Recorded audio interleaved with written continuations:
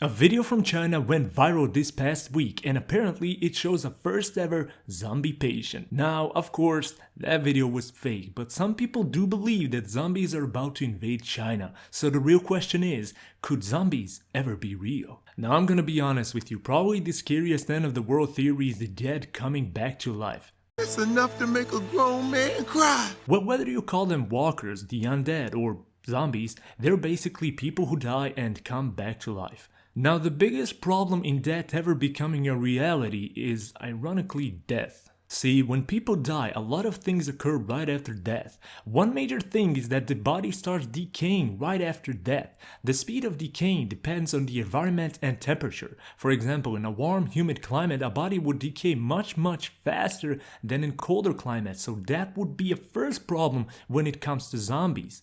Their poor little bodies probably wouldn't live long enough to cause any kind of harm.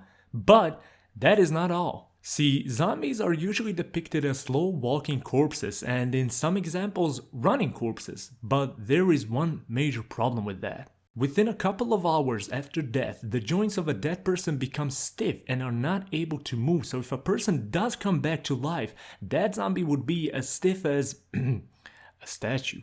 So in reality, those zombies would be really boring and you could still run to your grandma for some more apple pie.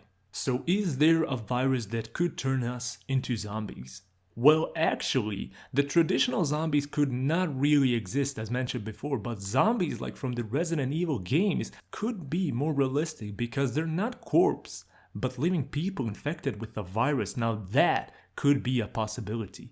Aggression caused by a virus is a totally possible effect, but to this day, we have never seen a virus that could cause such a high aggression that a person becomes physically stronger or even make the aggression last for a long period of time. However, here is an interesting thing. If, let's say, this zombie virus is spread by biting, the virus could make a neurological change in your brain so that you are more likely to bite.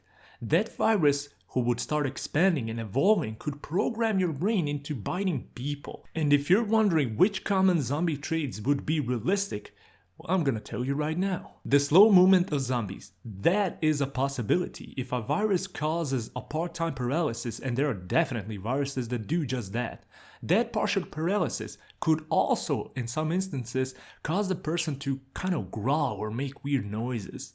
So is there a virus that could cause a person to become very aggressive, is spread by biting, causes a person to actually want to bite people, and causes a part paralysis? Well, yes.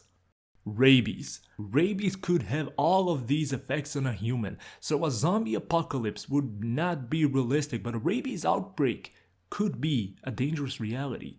Rabies, if not treated, could be quite dangerous, but thankfully, when a person gets bitten, there is enough time to get treated, and the symptoms only come if it is not treated. So for rabies to become a zombie virus, it would have to be more transmissible and have a shorter window for incubation, and even then, it would be hard for that virus to become a global pandemic. Instead, it would have to be also transmitted through air. Now that virus could cause a zombie apocalypse. Thank you for watching and make sure to subscribe for more mind-blowing content.